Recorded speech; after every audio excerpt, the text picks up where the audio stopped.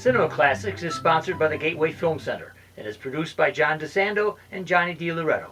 Listen to shows online at wcbe.org. I'm John DeSando. I'm Johnny DiLoretto. This is Cinema Classics. Indeed it is. And a female James Bond? Come on.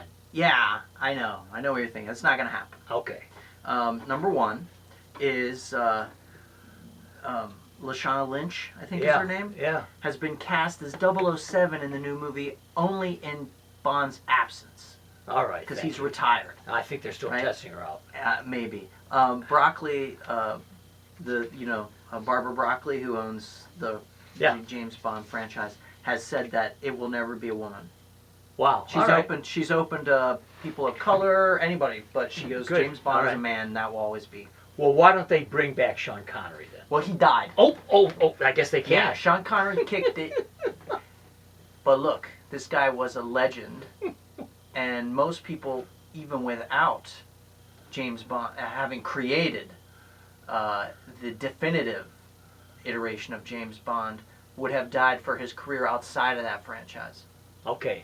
He says his favorite role was in The Man Who Would Be King, which is one I bet you don't even think about. I do know that. I love that film. That movie is great. With Michael Caine. John Huston directing that movie. Oh. Yeah, that is a great little-known movie in the middle of Connery's career, really in the mid-'70s. Okay, great. Yeah, it's a great one to check out. You know what? Movie nerds know this, but not a lot of people know about the work he did with Sidney Lumet. Okay. You know, the great Sidney Lumet of Dog Day Afternoon fame. City guy. They did, I think, 4 movies together. One of them is called The Offense. I don't know if you've ever seen that, but Connery plays a world-weary British investigator. I don't know if he's British, whatever, it doesn't matter. It takes place in England. And he beats a suspect to death, who he suspects of being a pedophile. Great slow burn of a movie. One of the great Connery performances. Another movie they made together, which I really think is a lot of fun, is called The Anderson Tapes, which is a heist movie. Oh, yeah. Wide array of weird characters, Connery in the lead there, but like I said, the guy just did so much great work. Well, you know, what's so interesting to me is that originally, even Ian Fleming had fashioned this character for Cary Grant. Well, yeah. Ian Fleming, to me, I guess my point is, I could see Cary Grant playing this role. James Bond? Yes. Yeah, for sure. I don't know if Grant had the physicality to do it, though. Okay. Especially in the early 60s when it came out. Ian Fleming actually said that Hoagy Carmichael, the songwriter of the 40s, he said if you were going to imagine what Bond looked like, he would look like Hoagy Carmichael. Now, thank goodness we didn't get I didn't watch Hoagy that for 50 version. years. Right. So, you know, the thing was that Ian Fleming was not happy necessarily at first with the casting of Connery, who was a Scotsman. Yes.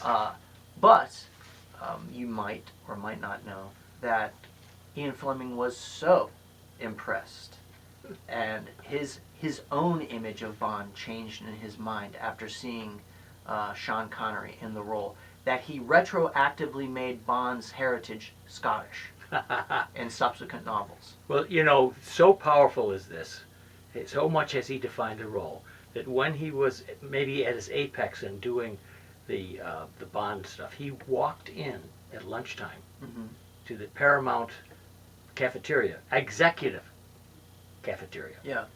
Execs and A-list stars. Everybody stopped. He said, eat your lunch. Well, can you imagine? Yeah. Wow. Yeah. I mean, what makes it? Tell me what it makes him the definitive Bond. It's